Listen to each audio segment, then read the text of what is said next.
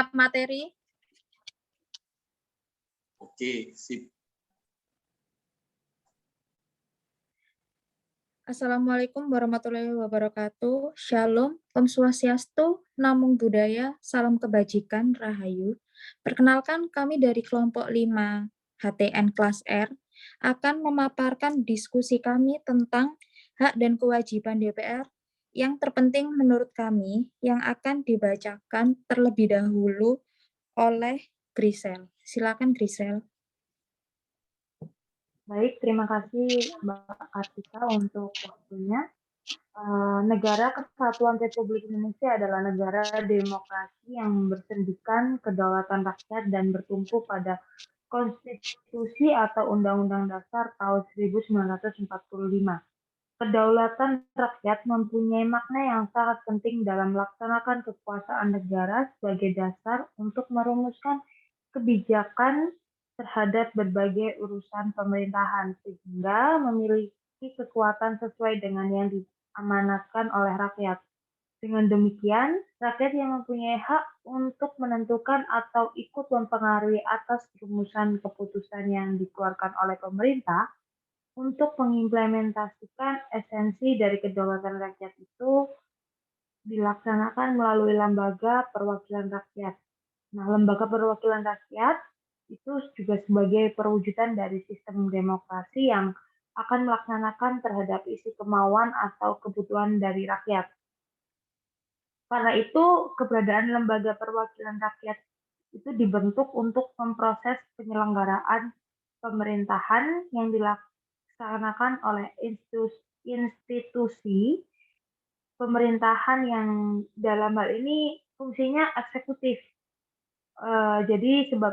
Jadi oleh karena itu dalam menjalankan tugasnya, lembaga perwakilan rakyat atau yang biasa disebut DPR memiliki hak dan kewajiban dalam menjalankan perannya yang berfungsi sebagai fungsi legislasi atau disebut juga legislatif, fungsi pengawasan atau juga kontrol, dan fungsi anggaran atau budgeting.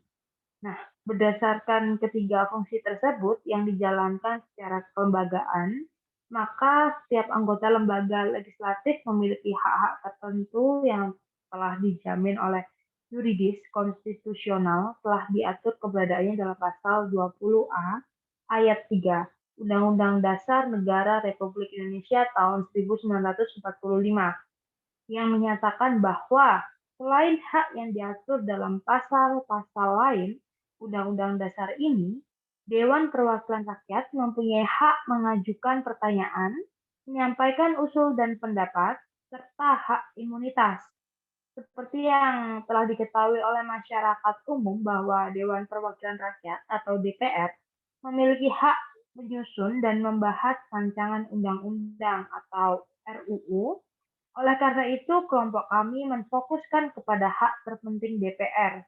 Berdasarkan hak-hak dan kewajiban-kewajiban Dewan Perwakilan Rakyat, kelompok kami mengambil hak dan kewajiban terpenting dalam menjalankan fungsi dan tugasnya.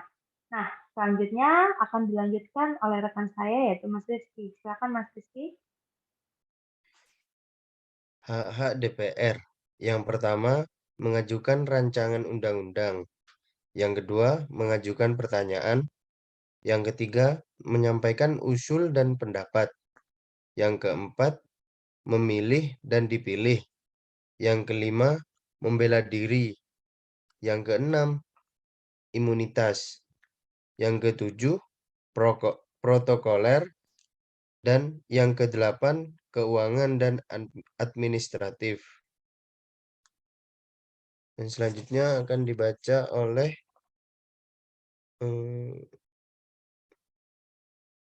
Mbak Balkis. Ya, Balkis ya. Terima kasih atas kesempatannya. Pada kesempatan ini saya akan melanjutkan jawaban dari Mas Rizky.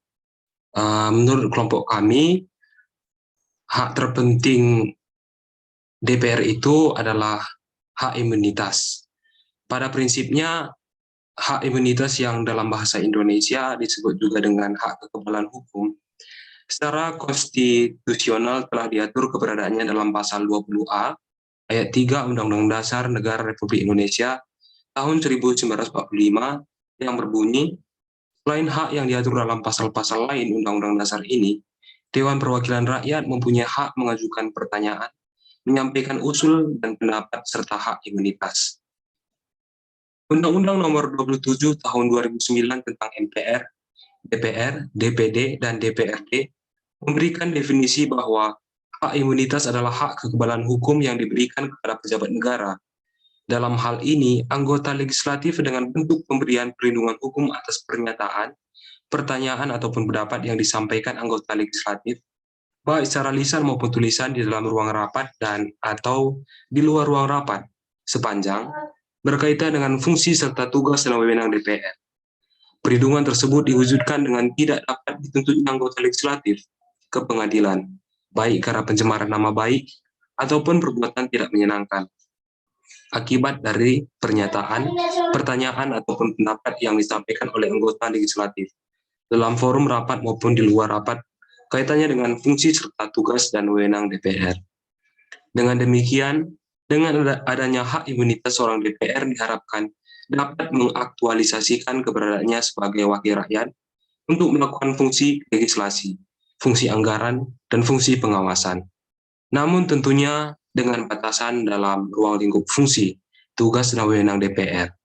Bagaimana jadinya apabila dalam pengemukaan pernyataan, pertanyaan, dan pendapat dalam menjalankan fungsi DPR, seorang anggota DPR dilanda perasaan takut karena nantinya akan dituntut di jalur hukum.